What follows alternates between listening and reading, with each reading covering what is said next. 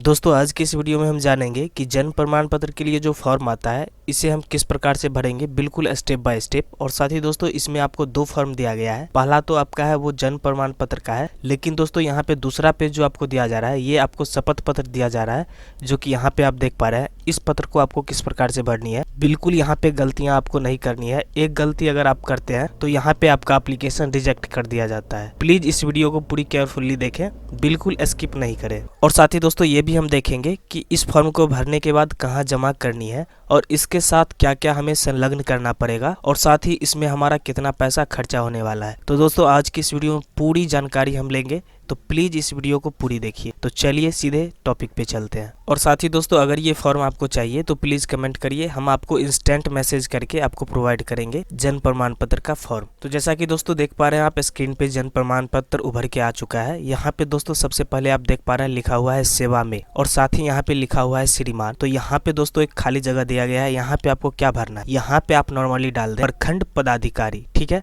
यहाँ पे आपको लिख देना है प्रखंड पदाधिकारी। इसके बाद दोस्तों सबसे नीचे वाला जो बॉक्स दिख रहा है यहाँ पे आपको अपने प्रखंड का नाम लिखना है। यहाँ पे ब्रैकेट डाल देंगे दोनों साइड से, और यहाँ पे आप अपने प्रखंड यानी कि ब्लॉक का नाम यहाँ पे लिख देंगे। ध्यान रहे यहाँ पे सिर्फ और सिर्फ आप अपने ब्लॉक का ही नाम लिखें। इसके बाद हम इसे स्क्रॉल करेंगे। इसके बाद दोस्तों यहाँ पे एक नंबर में पूछा जा रहा है शिशु का नाम डाले। तो यहाँ पे दोस्तों आपको उनका नाम लिखना है जिनका आप जन्म प्रमाण पत्र बना रहे हैं। अगर कोई बच्चे का आप जन्म प्रमाण पत्र बना रहे हैं तो उसका नाम यहाँ पे बिल्कुल बारीकी से लिखेंगे। यहाँ पे बिल्कुल गलत नहीं करना है, आपको बच्चे का नाम एकदम सही सही यहाँ पे हिंदी में लिखना है। इसके बाद 2 नंबर पे बोला जा रहा है जन्म तिथि डालने को। तो यहाँ पे बच्चे का जो भी जन्म तिथि है, यानी कि जिस भी डेट में बच्चे का जन्म हुआ है वो डेट यहाँ पे आपको डाल लेना है। यहाँ पे किस फॉर्मेट में डालना है, जैसे मान लीजिए अगर किसी बच्चे का जन्म 1/1/2007 को हुआ है तो क्या करेंगे 01-01-2007 इस प्रकार से जो है यहाँ पे आपको डेट ऑफ बर्थ लिख देनी है यहाँ पे इस सेक्शन में। ठीक है, इसके बाद 3 नंबर पे बोला जा रहा है जन्म का स्थान डालें। तो यहाँ पे दोस्तों आपको नॉर्मली लिख देना है, अगर उस बच्चे का जन्म घर पे हुआ है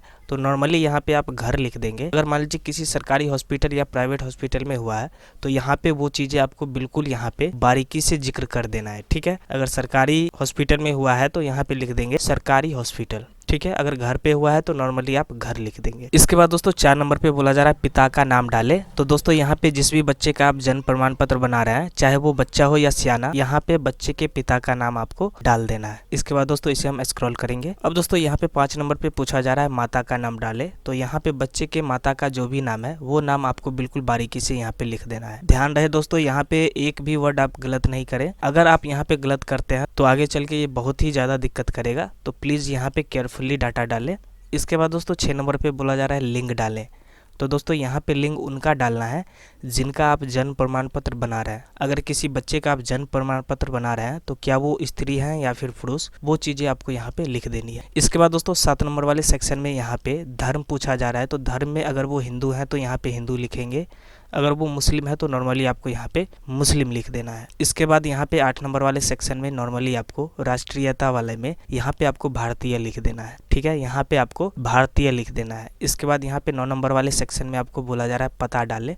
तो यहाँ पे दोस्तों आपको वो पता डालना है जो आपका परमानेंट रेसिडेंशियल है, यानी कि आप जहाँ के अस्थायी निवासी हैं, जहाँ आपका घर पड़ता है उस जगह का नाम आपको यहाँ पे डाल देना है। अगर दोस्तों आप ग्राम पंचायत से बिलोंग करते हैं तो यहाँ पे नॉर्मली लिखेंगे वार्ड नंबर 6, ग्राम ये, पोस्ट ये, थाना ये, जिला ये और स्टेट ये, और साथ में पिन कोड ब्रैकेट में लिख देंगे। ठीक है, तो कुछ इस प्रकार से आपको पता भर लेना है। इसके बाद दोस्तों अब हम इसे स्क्रॉल करेंगे। अब दोस्तों यहाँ पे आपको कुछ भी नहीं करना है, इसे आपको पढ़ लेना है। इसके बाद दोस्तों यहाँ पे आप देख पा रहे हैं आपका विश्वासी बोला जा रहा है। तो यहाँ पे जो भी एप्लीकेंट है, यानी कि मान लीजिए अगर किसी बच्चे का जन्म प्रमाण पत्र उनके पिता बनवाने के लिए जा रहे हैं तो यहाँ पे एप्लीकेंट हो जाते हैं उनके पिता। तो यहाँ पे उनके पिता का साइन लगेगा। ठीक है, गार्जियन का साइन करवा ले जो भी एप्लीकेंट है उनका, आपका विश्वासी वाले सेक्शन में। इसके बाद हम स्क्रॉल करेंगे और चलेंगे जन्म शपथ पत्र वाले सेक्शन में। अब दोस्तों यहाँ पे आप देख पा रहे हैं मई वाले जो सेक्शन है इसमें आपको एप्लीकेंट का नाम लिख देना है। अगर मान लीजिए किसी बच्चे के पिता अगर जा रहे हैं फॉर्म को जमा करने, यानी कि जन्म प्रमाण पत्र बनवाने के लिए, तो यहाँ पे एप्लीकेंट हो जाते हैं उनके पिता। अगर उनके माता जाते हैं, यानी कि जिनका जन्म हुआ है, अगर उनके माता जा रहे हैं ये फॉर्म जमा करने के लिए, तो यहाँ पे माता का नाम लिखेंगे क्योंकि एप्लीकेंट वही हो जाते हैं। इसके बाद दोस्तों उनका क्या उम्र है वो उम्र आपको यहाँ पे लिख देना है। यहाँ पे दोस्तों वर्ष के फॉर्मेट में आपको डालना है। जैसे मान लीजिए अगर किन्हीं का जन्म 1990 में हुआ था लेकिन अभी जो है 2022 चल रहा है, तो हम क्या करेंगे 2022 में से 1990 माइनस करेंगे तो यहाँ पे टोटल 32 साल हो जाता है। ठीक है, तो यहाँ पे आपको 32 लिख देना है कुछ इस प्रकार से। ठीक है, इसके बाद दोस्तों यहाँ पे बोला जा रहा है पिता या पति का नाम डालें। तो दोस्तों यहाँ पे आप अपने अकॉर्डिंग अगर यहाँ पे उनके पिता का नाम डालेंगे तो उनके पिता के जो पिता हैं उनका नाम यहाँ पे आपको डालना पड़ेगा। और अगर मान लीजिए यहाँ पे उनके माता यानी कि जो भी बच्चे हैं उनके माता का नाम यहाँ पे अगर आप डालते हैं तो उनके पति का नाम आप यहाँ पे जिक्र कर देंगे। ठीक है, इसके बाद दोस्तों बोला जा रहा है वर्तमान निवास डालें। तो दोस्तों फिलहाल जो है यहाँ पे बोला जा रहा है अगर आपका घर इस पंचायत और इस वार्ड में है तो अभी फिलहाल आप रह कहाँ रहे हैं। तो जैसे मान लीजिए किन्हीं का घर होता है अलग और वो रहते हैं फिलहाल अलग, यानी कि वर्तमान यानी कि अभी के समय में यानी कि प्रेजेंटेशन में, तो वो चीज़ें आपको यहाँ पे दर्शाना पड़ेगा। जैसे मान लीजिए अगर आप दिल्ली रहते हैं फिलहाल वहाँ कोई काम धंधा करते हैं तो यहाँ पे दिल्ली का एड्रेस डालेंगे।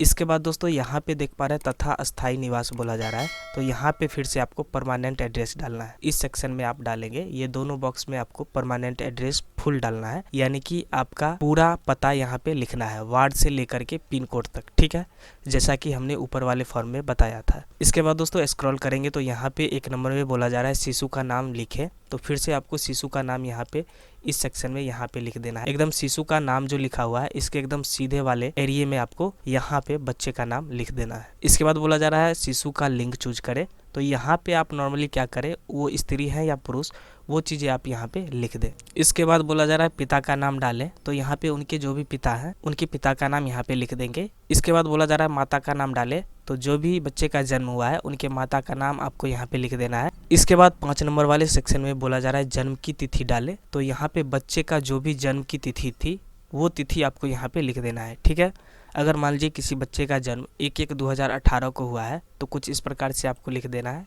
1/1 और यहाँ पे लिख देना है आपको 2018, कुछ इस प्रकार से फॉर्मेट में आपको लिखना है। यहाँ पे 01-01-2018 कुछ इस प्रकार से आपको यहाँ पे डेट ऑफ बर्थ लिख लेनी है। ठीक है, इसके बाद फिर से आपको रिपीट में 6 नंबर में पूछा जा रहा है जन्म का स्थान डालें। तो यहाँ पे बच्चे का जन्म जहाँ भी हुआ था उस जगह का यहाँ पे पता आपको बिल्कुल बारीकी से डाल देना है। इसके बाद बोला जा रहा है 6 नंबर पे जन्म का स्थान डालें। तो यहाँ पे बच्चे का जन्म अगर घर पे हुआ है तो यहाँ पे घर लिखेंगे, अगर उसका जन्म हॉस्पिटल में हुआ है तो नॉर्मली फिर से यहाँ पे आपको अस्पताल लिख देनी है। ठीक है, सरकारी हो या प्राइवेट वो चीज़ें आपको यहाँ पे जिक्र करनी है। इसके बाद स्क्रॉल करेंगे तो 7 नंबर पे पूछा जा रहा है माता का अस्थायी पता डालें। तो यहाँ पे शायद जो है सेम ही होना चाहिए जो रेसिडेंशियल एड्रेस होगा। तो यहाँ पे आप नॉर्मली जो भी आपका परमानेंट एड्रेस है वो एड्रेस आप यहाँ पे डाल देंगे। इसके बाद 8 नंबर वाले सेक्शन में बोला जा रहा है शिशु के जन्म के समय माता का उम्र कितना था, यानी कि बच्चे जब जन्म लिए थे उस समय उनके माता का उम्र क्या था, वो उम्र आपको सिर्फ और सिर्फ यहाँ पे वर्ष के फॉर्मेट में लिखनी है। इसके बाद 9 नंबर में बोला जा रहा है शिशु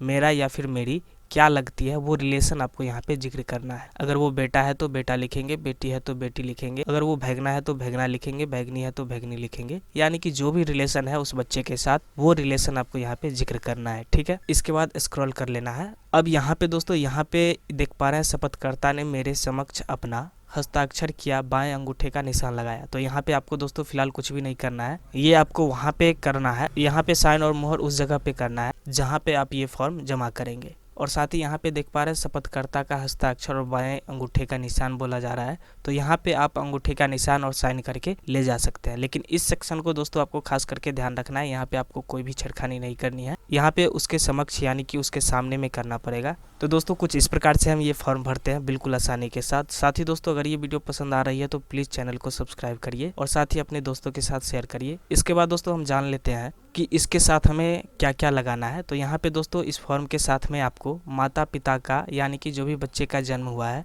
उस बच्चे के माता पिता का आधार कार्ड और साथ ही माता का बैंक का पासबुक संलग्न करना है। और साथ में दोस्तों यहाँ पे एक अगर बच्चे का उम्र 10 साल से ऊपर है तो यहाँ पे आपको बच्चे का हाफिडेविट भी लगेगा। तो यहाँ पे आपको हाफिडेविट बनवा लेना है, आप अपने कचहरी से बनवाएंगे। आपका जो भी निकट का कचहरी है वहाँ जा करके नॉर्मली आप इस बच्चे का बोलेंगे कि हमें हाफिडेविट चाहिए, यानी कि हमें हाफिडेविट का फॉर्म चाहिए जन्म प्रमाण पत्र के लिए। तो वहाँ पे आपको दे दिया जाएगा साइन मोहर करके, और वहाँ पे लगभग आपका 150 से 200 रुपया खर्चा होने वाला है। इसके बाद दोस्तों आप नॉर्मली क्या करेंगे, जो प्रखंड पदाधिकारी हैं उनके काउंटर पे जाके ये आपको जमा कर देना है, ठीक है। जो कि यहाँ पे आप लिखेंगे प्रखंड पदाधिकारी, उनके पास आपको जा करके ये फॉर्म आपको जमा करना पड़ेगा, ठीक है। इसके बाद आपका जन्म प्रमाण पत्र बन के 10 से 15 दिन में आ जाता है। तो दोस्तों इस वीडियो से रिलेटेड अगर कोई भी क्वेरी है तो प्लीज़ कमेंट करिए, हम आपका जवाब इंस्टेंट देते हैं बिना कोई समय लिए।